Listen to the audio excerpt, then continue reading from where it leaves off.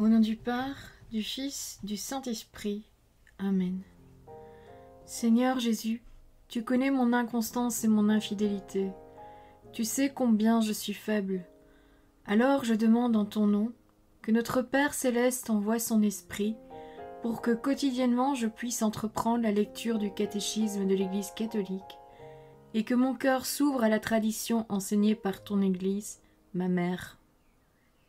Que je puisse ajuster toutes mes actions et mes œuvres à son enseignement.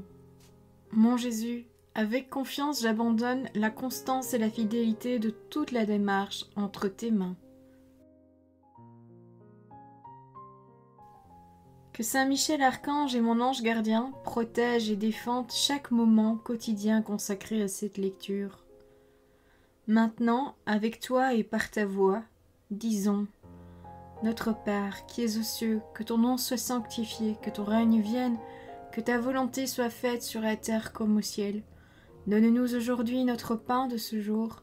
Pardonne-nous nos offenses comme nous pardonnons aussi à ceux qui nous ont offensés. Et ne nous laisse pas entrer en tentation, mais délivre-nous du mal. Amen. Ensemble, mon Jésus d'amour, saluons notre sainte maman, la Vierge Marie. Entre ses mains, je remets mon cœur, mon âme, ma volonté et ma vie, afin que par ses soins règne en moi la volonté du Père, et qu'en ses mains mes œuvres soient gardées, transformées, en parfaite offrande rayonnante de la lumière de Dieu, pour sa gloire, le salut des âmes et la consolation des âmes du purgatoire. Je te salue Marie, comblée de grâce. Le Seigneur est avec toi, tu es bénie entre toutes les femmes, et Jésus, ton enfant, est béni. Sainte Marie, Mère de Dieu, prie pour nous, pauvres pécheurs, maintenant et à l'heure de notre mort. Amen. Je te salue Marie, comblée de grâce, le Seigneur est avec toi. Tu es bénie entre toutes les femmes, et Jésus, le fruit de tes entrailles, est béni. Sainte Marie, Mère de Dieu, prie pour nous, pauvres pécheurs, maintenant et à l'heure de notre mort. Amen. Je te salue Marie, comblée de grâce, le Seigneur est avec toi, tu es bénie entre toutes les femmes, et Jésus, le fruit de tes entrailles, est béni. Sainte Marie, Mère de Dieu, prie pour nous pauvres pécheurs, maintenant et à l'heure de notre mort. Amen. Ô Saint-Esprit, par l'intercession du cœur immaculé de la Sainte Vierge Marie, et par le cœur chaste de Saint Joseph, donne-moi un cœur doux, humble, pur, miséricordieux et charitable. Rends-moi docile à tes célestes inspirations, et prompte à y répondre. Que mon cœur enflammé de ton amour soit en toutes ses œuvres dans la volonté du Père, œuvrant ainsi sous ton joug léger et joyeux. Père céleste, je fais ces demandes par les mérites, les œuvres et les souffrances de Jésus-Christ, ton Fils bien-aimé. En mon nom, au nom des âmes de ma famille, au nom des âmes de mes proches, au nom des âmes qui se sont recommandées à mes prières, au nom des âmes constituant ta Sainte Église, le pape, les cardinaux, les évêques, les prêtres, les religieux et religieuses, les laïcs, au nom des âmes qui ne te connaissent pas, des âmes des païens, des âmes des hérétiques, des âmes des apostats et des âmes froides. En tout temps, dans les siècles des siècles. Amen. Article 2. Dans la plénitude du temps. Numéro 2598. Le drame de la prière nous est pleinement révélé dans le Verbe qui s'est fait chair et qui demeure parmi nous. Chercher à comprendre sa prière à travers ce que ses témoins nous en annoncent dans l'Évangile, c'est nous approcher du Saint Seigneur Jésus comme du buisson ardent.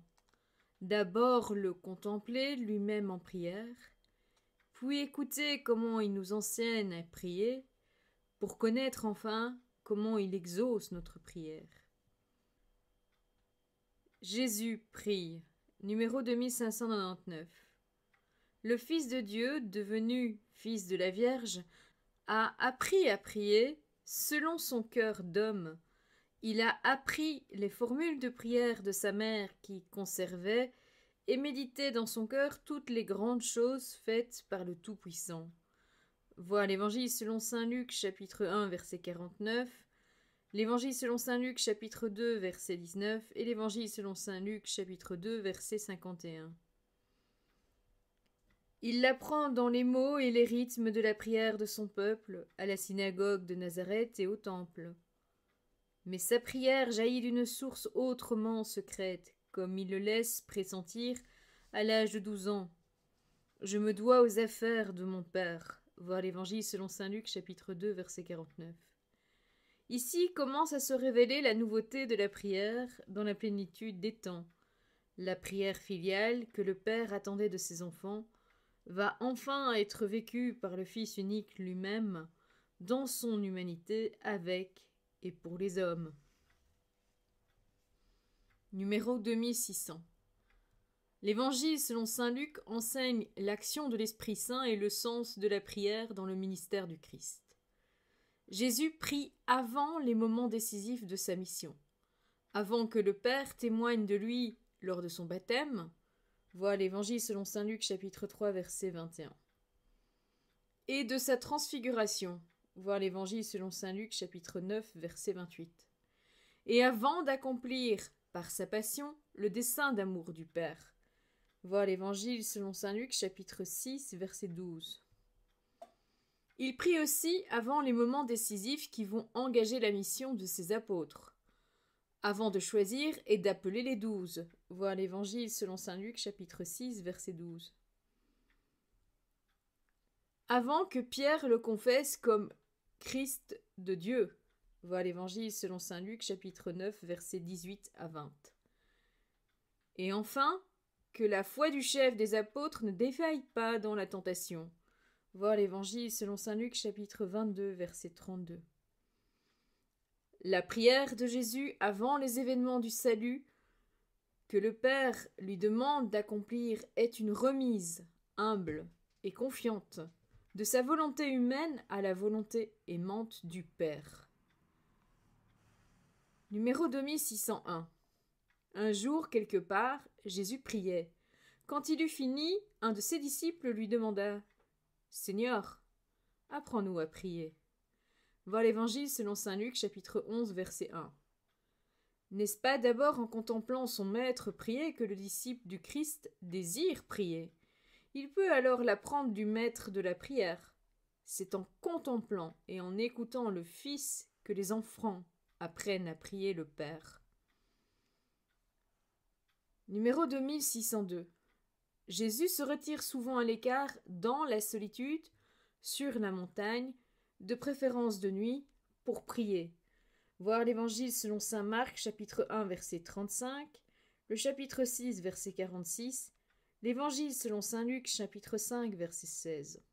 Il porte les hommes dans sa prière, puisque aussi bien il assume l'humanité en son incarnation, et il les offre au Père en s'offrant lui-même.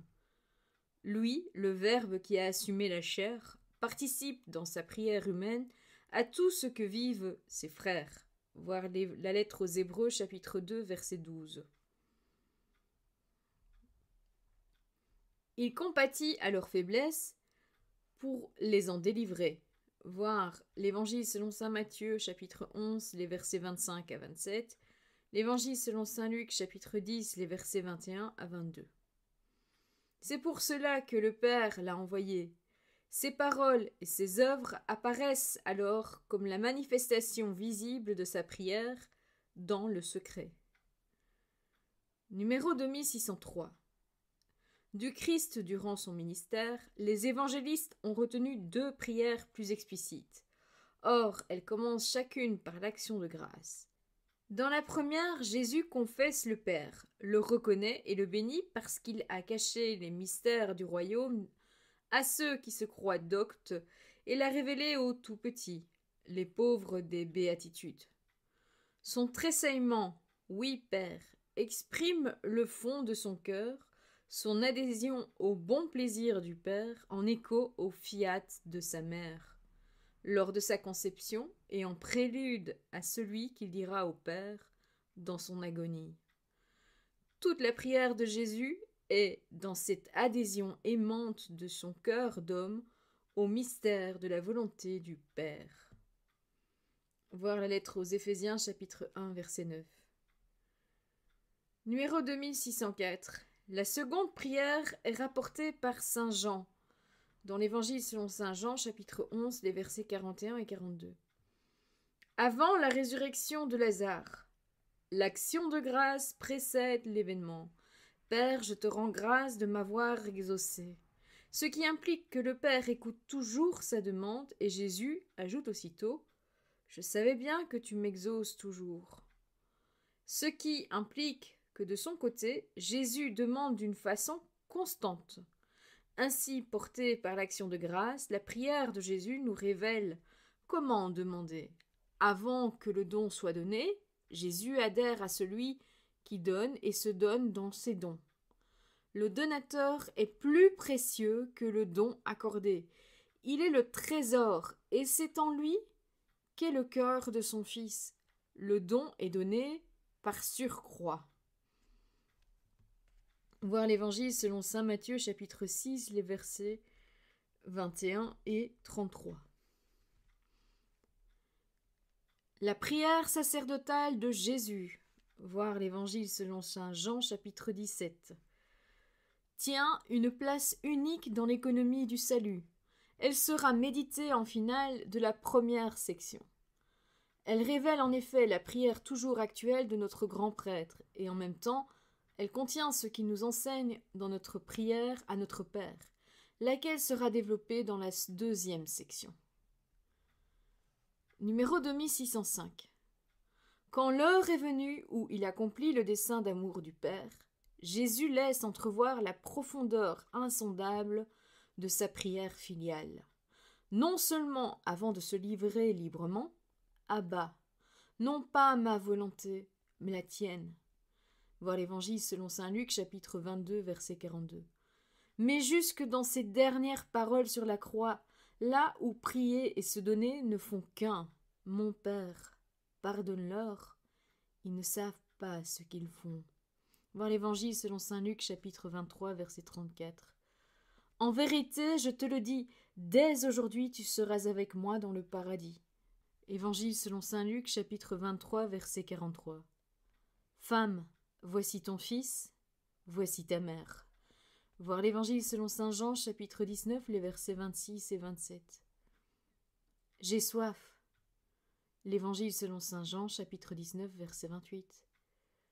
Mon Dieu, pourquoi m'as-tu abandonné? Voir l'Évangile selon saint Marc, chapitre 15, verset 34. Le psaume 22, verset 2.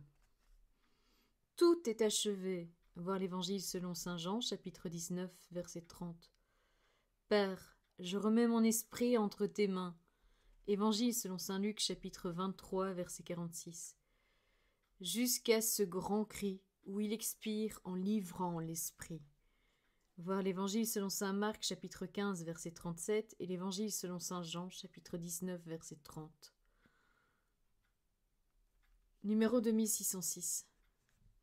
Toutes les détresses de l'humanité, de tous les temps, esclaves du péché et de la mort, toutes les demandes et les intercessions de l'histoire du salut sont recueillies dans ce cri du Verbe incarné.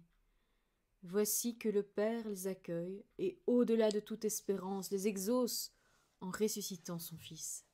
Ainsi s'accomplit et se consomme le drame de la prière dans l'économie de la création et du salut. Le psautier nous en livre la clé dans le Christ. C'est dans l'aujourd'hui de la résurrection que le Père dit « Tu es mon Fils, moi aujourd'hui je t'ai engendré. Demande et je te donne les nations pour héritage, pour domaine les extrémités de la terre. » Voir le livre des psaumes, le psaume numéro 2, les versets 7 et 8, et les Actes des Apôtres, chapitre 13, verset 33. L'Épître aux Hébreux exprime en des termes dramatiques comment la prière de Jésus opère la victoire du salut. C'est lui qui, au jour de sa chair, ayant présenté avec une violente clameur et des larmes, des implorations et des supplications à celui qui pouvait le sauver de la mort, ayant été exaucé en raison de sa piété, tout fils qu'il était apprit de ce qu'il souffrit, l'obéissance. Après avoir été rendu parfait, il est devenu pour tous ceux qui lui obéissent principe de salut éternel. Voir la lettre aux Hébreux, chapitre 5, les versets 7 à 9. Voilà, c'est tout pour aujourd'hui. Je vous souhaite à tous une bonne et sainte journée. Que le Seigneur nous bénisse tous. Que votre ange gardien veille bien sur chacun d'entre vous et que la paix habite votre cœur ainsi que le cœur des membres de votre famille. Au nom du Père, du Fils, du Saint-Esprit. Amen. Je suis émerveillée de la concordance entre le texte qui est lu aujourd'hui, programmé suivant la programmation préfaite sans regarder nécessairement le contenu, plus la structure du texte que le contenu en lui-même. Et c'est ça qui m'émerveille. Le contenu du message d'aujourd'hui est en réelle correspondance avec le contenu du message du 27 mars dans le livre Un moment avec Jésus. C'est vraiment merveilleux de voir ça.